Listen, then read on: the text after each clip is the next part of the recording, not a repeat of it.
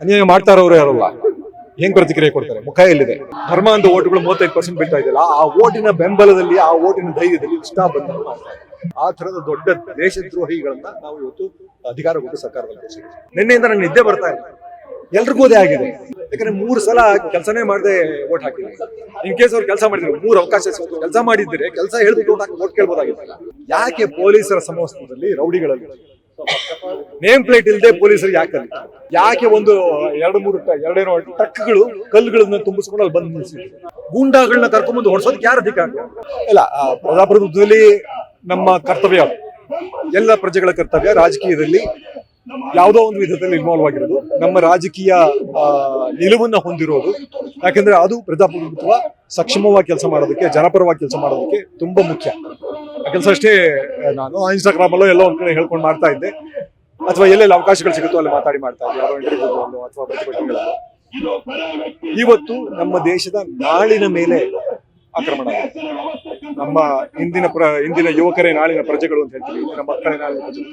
ಆ ಮಕ್ಕಳ ಮೇಲೆ ಅಧಿಕಾರಶಾಹಿ ಜೊತೆಗೆ ಪೂರ್ತಿ ವ್ಯವಸ್ಥೆ, ರಾಜಕೀಯ ವ್ಯವಸ್ಥೆ ಎಲ್ಲವೂ ಸೇರಿ ತುಂಬಾ ತುಂಬಾ ಒಂಥರ ಭೀಷಣವಾದ, ತುಂಬಾ ಅಮಾನುಷವಾದ ಒಂದು ಆಕ್ರಮಣ ಮಾಡಿತ್ತು.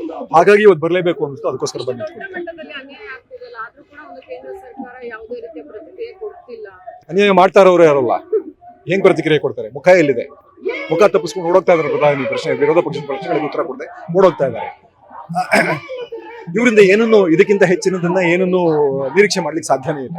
ಯಾಕಂದ್ರೆ ಇದು ಮೊದಲಲ್ಲ, ರೈತರ ಹೋರಾಟದಿಂದ ಹಿಡಿದು ಇಲ್ಲಿನವರೆಗೂ, ಅದು ಮಹಿಳಾ ಕುಸ್ತಿ ಪಹಲ್ವಾನರ ಹೋರಾಟ ಇದ್ದಿರ್ಬೋದು, ಮಣಿಪುರದ ಘಟನೆ ಇದ್ದಿರ್ಬೋದು, ಅಥವಾ ನಿಮ್ಗೆ ಅಗ್ನಿವೀರ ಹೋರಾಟ ಇರ್ಬೋದು, ನೋಯ್ಡಾದ ಕಾರ್ಮಿಕರ ಹೋರಾಟ ಇರ್ಬೋದು, ಎಲ್ಲ ಕಡೆಯಿಂದ ಎಲ್ಲವನ್ನು ದಮನ ಮಾಡ್ಕೊಂಡೇ ಬಂದ್ರು.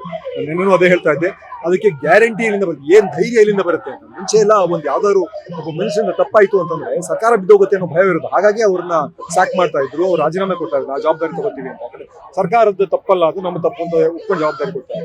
ಇವ್ರು ಯಾಕೆ ಮಾಡಲ್ಲ ಅಂದ್ರೆ ಇವರಿಗೆ ಗ್ಯಾರಂಟಿ ಓಟ್ ಇದೆ. ಧರ್ಮ ಅಂತ ಓಟ್ಗಳು 35% ಬೀಳ್ತಾ ಇದೆಯಲ್ಲ, ಆ ಓಟಿನ ಬೆಂಬಲದಲ್ಲಿ, ಆ ಓಟಿನ ಧೈರ್ಯದಲ್ಲಿ ಇಷ್ಟ ಬಂದ ಮಾಡ್ತಾರೆ. ಇವತ್ತಿಗೂ ಆ ಓಟಿನ ಬೆಂಬಲದಲ್ಲಿ ಅಷ್ಟು ದುಡ್ಡನ್ನ ಕಲೆ ಹಾಕಿದ್ದಾರೆ. ಎಲ್ಲಾ ಪ್ರಾದೇಶಿಕ ಪಕ್ಷಗಳನ್ನು ಒಡೆದು ಅವರ ಎಂಪಿಗಳನ್ನ ತಮ್ಮ ಹುಟ್ಟಿಗೆ ಹಾಕೋತಾ ಇದ್ದಾರೆ, ಕಾಸು ಕೊಟ್ಟು ಕೊಂಡ್ಕೊತಾ ಇದ್ದಾರೆ. ನಿಜವಾದ ದೇಶದ್ರೋಹದ ಕೆಲಸ ಅಂತ. ಯಾಕಂದ್ರೆ ಜನನೇ ದೇಶ, ಜನ ಇಲ್ಲದೆ ದೇಶ ಇಲ್ಲ. ಈ ಜನನೇ ದೇಶ ಅಂದ್ಮೇಲೆ ಜನರ ಮತಕ್ಕೆ, ಜನರ ಅಭಿಪ್ರಾಯಕ್ಕೆ ಅದು ದ್ರೋಹ ಅಲ್ವಾ? ಒಂದು ಪಕ್ಷ ಬಿಟ್ಟು ಇನ್ನೊಂದು ಪಕ್ಷಕ್ಕೆ ಹೋಗೋದು ಅದೇ ದ್ರೋಹ. ಅಂದ್ರೆ ಆ ದ್ರೋಹಕ್ಕೆ ಕಾಸು ಕೊಟ್ಟು, ದುಡ್ಡು ಕೊಟ್ಟು, ಭಯ ತೋರಿಸಿ ಅದನ್ನ ದ್ರೋಹನ ಮಾಡಿಸುವಂತವ್ರು ಎಂತ ದೊಡ್ಡ ದೇಶದ್ರೋಹಿಗಳು. ಆ ತರದ ದೊಡ್ಡ ದೇಶದ್ರೋಹಿಗಳನ್ನ ನಾವು ಇವತ್ತು ಅಧಿಕಾರ ಕೊಟ್ಟು ಸರ್ಕಾರದಲ್ಲಿ ತೋರಿಸಿದ್ವಿ. ಅವರಿಂದ ಇನ್ನೇನು ಎಕ್ಸ್ಪೆಕ್ಟ್ ಮಾಡಕ್ ಸಾಧ್ಯ? ಖಂಡಿತ ಬದಲಾವಣೆ ಸಾಧ್ಯ ಇಲ್ಲ. ಬದಲಾವಣೆ ಮನುಷ್ಯತ್ವ ಇರೋರಾಗಿದ್ದಾರೆ, ಅದೇ ಹೇಳ್ತಾ ಇದ್ದೆ. ಅವ್ರು ತಾನೇ ತನ್ನನ್ನ ನಾನು ನಾನ್ ಬಯಾಲಜಿಕಲ್ ಟೈಮ್ ಮಾಡ್ಬಿಡಲ್ಲ, ಮನುಷ್ಯತ್ವ ಇರೋರಿಂದ ಏನಾದ್ರು ಎಕ್ಸ್ಪೆಕ್ಟ್ ಮಾಡ್ಬೋದು. 21 ಮಕ್ಕಳು ಸತ್ತಿದ್ದಾರೆ, ನೀವು 2 ತಿಂಗಳು ಒಂದೇ ಒಂದು ಕಮೆಂಟ್ ಕೂಡ ಇಲ್ಲ ಅದ್ರ ಬಗ್ಗೆ ವಿಷಾದ ವ್ಯಕ್ತಪಡಿಸೋದು ಬಿಡಿ, ಒಂದು ಮಾತು ಕೂಡ ಇಲ್ಲ ಅಂತಂದ್ರೆ ನಿಜವಾಗ ಅವ್ರು ಹೇಳ್ಕೊಂಡಿದ್ದಾರೆ, ನಿಜವಾಗ ನಾನು ಮನುಷ್ಯ ಅಲ್ಲ ಅಂತ. ನಾನ್ ಬಯಾಲಜಿಕಲ್ ನಿಜಾನೇ ಇರ್ಬೋದೇನೋ, ಮನುಷ್ಯರಾಗಿದ್ರೆ ತಾನೇ ಆ ತರದ ಮನುಷ್ಯರ ಭಾವನೆಗಳು. ನಿನ್ನೆಯಿಂದ ನಂಗೆ ನಿದ್ದೆ ಬರ್ತಾ ಇಲ್ಲ, ಎಲ್ರಿಗೂ ಅದೇ ಆಗಿದೆ. ಕುತ್ಕೊಂಡು ಆ ವಿಡಿಯೋಸ್ ನೋಡ್ತಾ ನಿಮ್ಗೆ ಅಳದೆ ಇರಕ್ ಸಾಧ್ಯವೇ ಇಲ್ಲ. ಮಕ್ಕಳು ನಾವು ಹೊಡಿತಾ ಇರೋದ್ರಲ್ಲಿ ಪ್ರತಿಫಲ ಅದೇ ನಮ್ಮ ಹೋರಾಟ.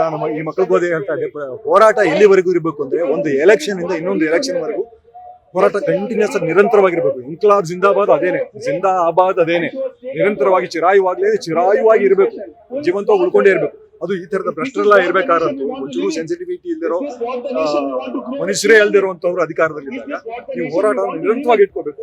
ಎಲೆಕ್ಷನ್ ವೋಟ್ ಹಾಕೋಕಂತದ್ದು ಅವಾಗ ಅಲ್ಲಿ ತನಕ ಎಲ್ಲ ಇವರ ಸಮಸ್ಯೆಗಳನ್ನ, ಇವರ ವೈಫಲ್ಯಗಳನ್ನು ಜ್ಞಾಪಿಸ್ತಾನೆ ಇರಬೇಕು. ಇವತ್ತು ಅದೇ ಹೇಳ್ತಾರೆ, ಇವತ್ತು ಈ ಏಟ್ಗಳೇನಿದೆ, ಒಂದೊಂದು ಲಾಠಿ ಏಟು, ಒಂದೊಂದು ಗುಂಡಿನ ಏಟು, ಒಂದೊಂದು ಅಶ್ವಾಯುವಿನ ಏಟನ್ನು ಜ್ಞಾಪಕ ಇಟ್ಬಿಡಿ. ಓಟ್ ಹಾಕೋ ತನಕ ಜ್ಞಾಪಕ ಇಟ್ಕೊಳ್ಳಿ. ಒಂದೊಂದು ಏಟು, ಒಂದೊಂದು ಲಕ್ಷ, ಒಂದೊಂದು ಕೋಟಿ ಓಟ್ ಆಗೋ ತನಕ ಜ್ಞಾಪಕ ಇಟ್ಕೊಳ್ಳಿ. ಇದನ್ನ ಓಟ್ ಆಗಿ ಬದಲಾಯಿಸಬೇಕು. ಅದು ಗಾಂಧಿಯ ದಾರಿ, ಅದು ನಮ್ಮ ಭಾರತದ ದಾರಿ. ಅವತ್ತು ಅಲ್ಲಿ ಲಕ್ಷಾಂತರ ಸ್ಟೂಡೆಂಟ್ಸ್ ಇದ್ರು, ಎಷ್ಟು ಜನ ಪೊಲೀಸರು ಇದ್ರು, ಇವತ್ತು ಎಷ್ಟು ಲಾಠಿ ಇತ್ತು, ಎಷ್ಟು ಗನ್ ಇತ್ತು, ಎಷ್ಟು ಗುಂಡಿತ್ತು, ಎಷ್ಟು ಅಶ್ವಾಯು ಪೆಲೆಟ್ಗಳಿತ್ತು. ಇವ್ರು ಎಷ್ಟೇ ಹೊಡೆದಿದ್ರು, ಇವರು ನಾವು ವೈಲೆನ್ಸ್ ಮಾಡ್ತೀವಿ ಅಂತ ನಿರ್ಧಾರ ಮಾಡ್ಬಿಟ್ಟಿದ್ದಾರೆ, ಅವನ್ನೆಲ್ಲ ಹೊಡೆದು ಧೂಳಿಪಟ ಮಾಡ್ಲಿ.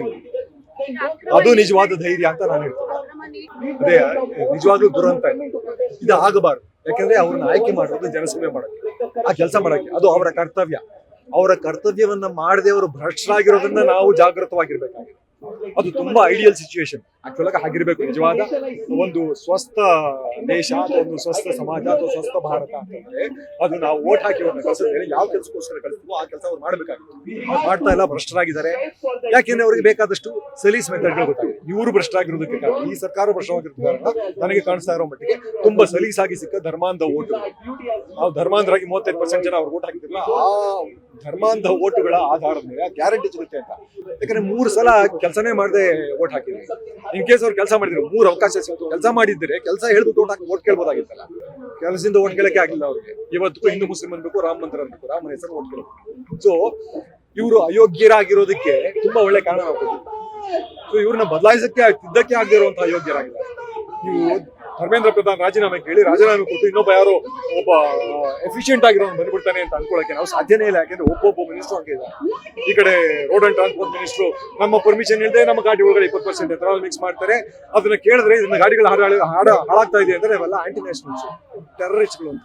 ಇದೇ ವಿದ್ಯಾಮಂತ್ರಿ ಯಾಕೆ ಇವರೆಲ್ಲ ಸಿಜೆಪಿ ಅವರೆಲ್ಲ ಬಂದು ಪ್ರೊಟೆಸ್ಟ್ ಮಾಡ್ತಾ ಇದಾರೆ ಅಂದ್ರೆ ಅವರೆಲ್ಲ ಆಂಟಿ ನ್ಯಾಷನಲ್ಸ್, ದೇಶದ್ರೋಹಿಗಳು ಅಂತ. ಸೊ ಎಲ್ಲರನ್ನೂ ದೇಶದ್ರೋಹಿಗಳು ಅಂತ ಸಲ್ಲಿಸಿದ್ದಾರೆ. ಯಾಕೆಂದ್ರೆ ದೇಶ ಪ್ರೇಮದ ಹೆಸರಲ್ಲಿ ದೇಶದ್ರೋಹಿಗಳೆಲ್ಲ ಸರ್ಕಾರ ನಡೆಸ್ತಾರೆ.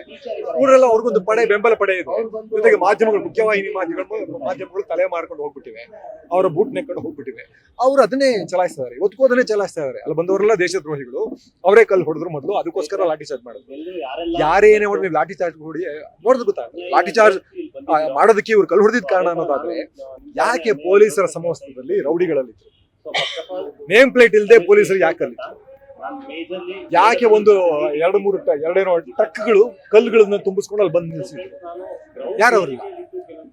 ಪೊಲೀಸರ ಸಮವಸ್ತ್ರದಲ್ಲಿ ರೌಡಿಗಳಿದ್ರು ಅಂತಾರೆ. ಅದು ಪ್ರೂಫ್ ಇದೆ, ವಿಡಿಯೋ ಪ್ರೂಫ್ ಇದೆ. ಗಡ್ಡ ಬಿಟ್ಕೊಂಡು ಒಲೆ ಬಿಟ್ಕೊಂಡು ನಿಂತಿದ್ದಾರೆ ಅವರೆಲ್ಲ. ಪೊಲೀಸ್ ಲಾಠಿಗಳನ್ನ ಹಿಡ್ಕೊಂಡು ನಿಂತಿದ್ದಾರೆ. ಪೊಲೀಸ್ ಸಮವಸ್ತ್ರದಲ್ಲಿ ನಿಂತಿದ್ದಾರೆ, ನಾರ್ಮಲ್ ಕೋಚ್ ಅಲ್ಲಿ ಇದ್ದಾರೆ, ಮುಖ ಕವರ್ ಮಾಡ್ಕೊಂಡಿದ್ದಾರೆ. ಪೊಲೀಸರು ಯಾಕೆ ನೇಮ್ ಪ್ಲೇಟ್ ಇಲ್ಲದೆ ಇರಬೇಕು? ಅಂದ್ರೆ ಅಕೌಂಟಬಿಲಿಟಿ ತಪ್ಪಿಸ್ಕೊಳ್ಳೋ ಸರ್ಕಾರ ಇಲ್ಲೂ ಅಕೌಂಟಬಿಲಿಟಿ ತಪ್ಪಿಸ್ಕೊಳ್ಳೋದಕ್ಕೆ ದಾರಿಗಳು ಮಾಡ್ಕೊಡ್ತಾರೆ. ಹೆಸರೇ ಇಲ್ಲ ಅಂದ್ರೆ ಯಾರು ಹೊಡೆದ ಅಂತ ಗೊತ್ತಾಗುತ್ತೆ, ಯಾರ ಮೇಲೆ ಕೇಸ್ ಹಾಕೋದಕ್ಕೆ. ಆದ್ರೆ ಅವ್ರ ವಿಡಿಯೋಗಳೆಲ್ಲ ಇದೆ. ಇದ್ರ ಬಗ್ಗೆ ಖಂಡಿತ ತನಿಖೆ ಆಗ್ಬೇಕು.